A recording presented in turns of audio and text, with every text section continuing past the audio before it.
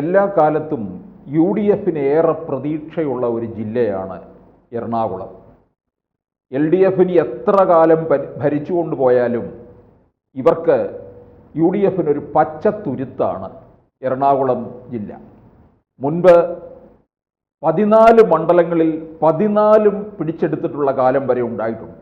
പക്ഷേ 2021 പൊതുവെ ഒരു എൽ ഡി എഫ് തരംഗം തന്നെ, അതായത് പിണറായി വിജയൻ സർക്കാരിൻ്റെ രണ്ടാമതുള്ള വരവിലെ ആ ഒഴുക്കിൽ എറണാകുളം ജില്ലയിലെ 5 മണ്ഡലങ്ങൾ എൽ ഡി എഫിൻ്റെ കൈവശമായി.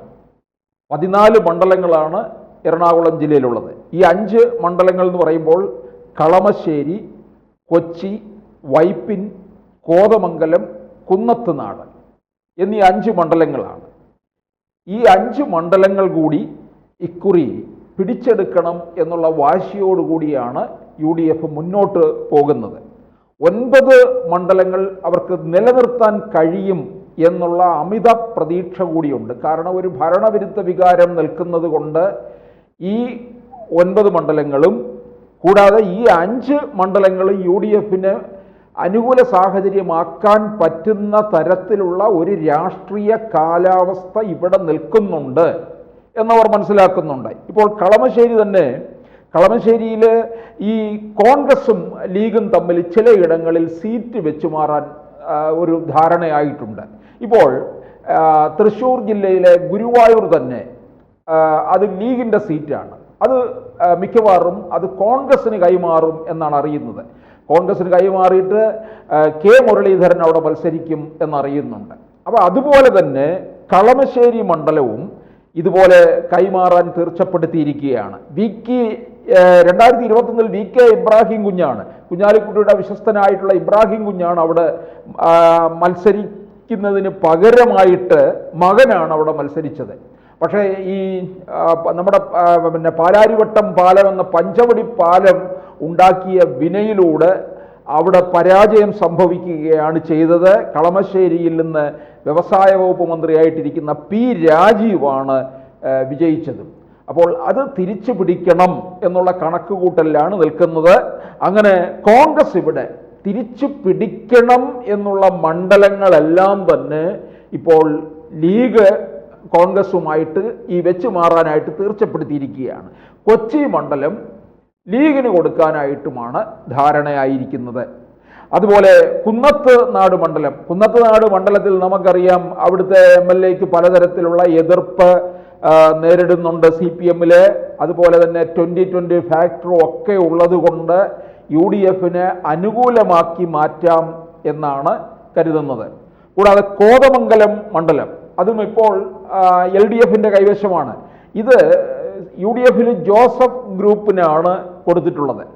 ജോസഫ് ഗ്രൂപ്പിൻ്റെ കയ്യിൽ നിന്ന് അത് അവർക്ക് തന്നെ ഇക്കുറിയും മത്സരിക്കാനായിട്ടിടം കൊടുക്കുകയാണ്. പക്ഷേ ഇതുപോലെ തന്നെ ഈ ഭരണവിരുദ്ധ വികാരത്തിൻ്റെ അടിസ്ഥാനത്തിൽ ഈ കോതമംഗലം മണ്ഡലം തിരിച്ചു പിടിക്കാമെന്ന് കരുതുന്നുണ്ട്. അതുപോലെ മറ്റ് മണ്ഡലങ്ങളൊക്കെ തന്നെ ഇപ്പം വൈപ്പിൻ നമുക്കറിയാം പരമ്പരാഗതമായിട്ടത് എൽ ഡി എഫിൻ്റെ CPMന് കൈവശം വെച്ചിരിക്കുന്ന മണ്ഡലമാണ്.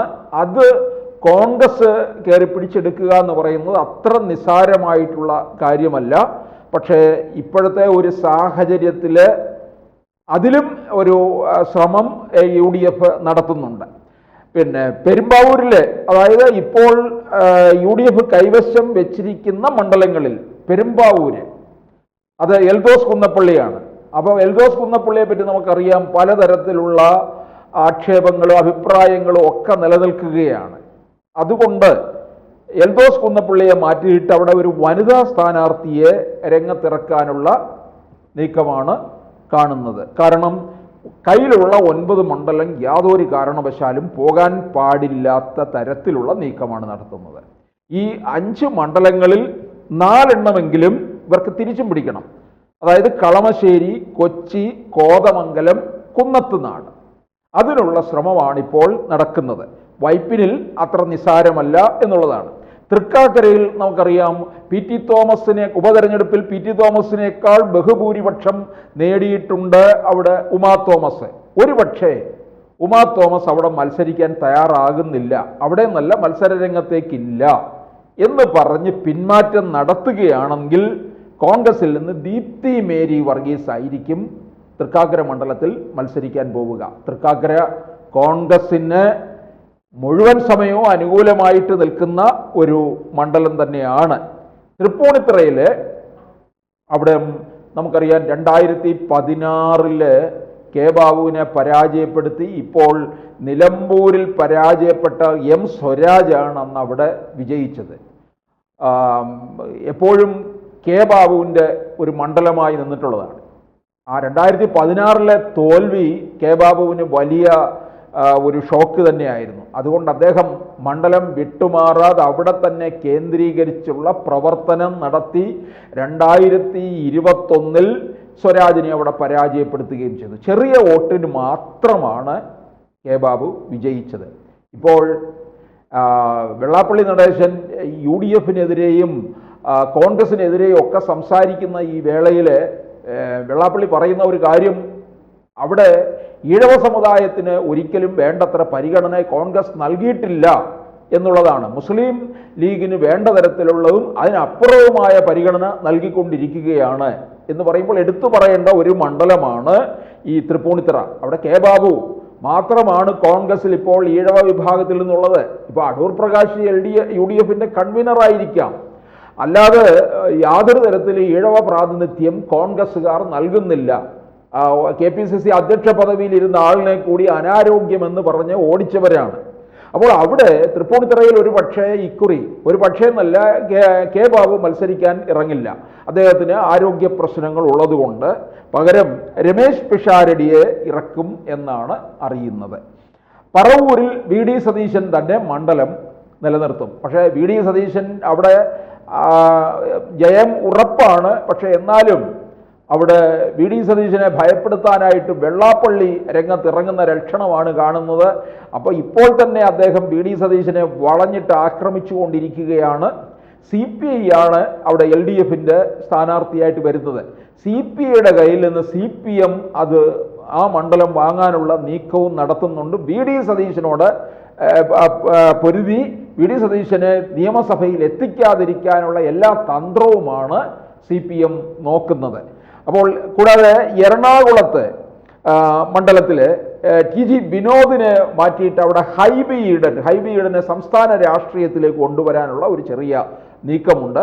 ഹൈബി ഈഡന് പാർലമെന്റിൽ നിന്ന് സംസ്ഥാന രാഷ്ട്രീയത്തിലേക്ക് കൊണ്ടുവന്നാൽ ഒരുപക്ഷെ അദ്ദേഹം വിജയിച്ചു UDF അധികാരത്തിൽ വരികയാണെന്നുണ്ടെങ്കിൽ മന്ത്രി പദവിയിലേക്ക് പോലും പരിഗണിക്കപ്പെടാനുള്ള സാധ്യതയുമുണ്ട്. അപ്പോൾ ഈ മണ്ഡലങ്ങളെല്ലാം നിലനിർത്തുക എന്നുള്ളതാണ് UDF ശ്രമിച്ചുകൊണ്ടിരിക്കുന്നത്. ഒപ്പം നേരത്തെ പറഞ്ഞ ഈ 5 മണ്ഡലങ്ങളിൽ 4 എണ്ണമെങ്കിലും തിരികെ പിടിക്കുക. അപ്പോൾ 14-ൽ 13 മണ്ഡലവും UDF-ന്റെ കേന്ദ്രങ്ങളിലേക്ക് കൊണ്ടുവരാനുള്ള ശ്രമമാണ് ഇപ്പോൾ നടന്നുകൊണ്ടിരിക്കുന്നത്. കൂടുതൽ വാർത്തകളും വിശേഷങ്ങളും നിങ്ങളിലേക്ക് എത്താൻ ABC മലയാളം സബ്സ്ക്രൈബ് ചെയ്യുക, ബെൽ ബട്ടണും അമർത്തുക.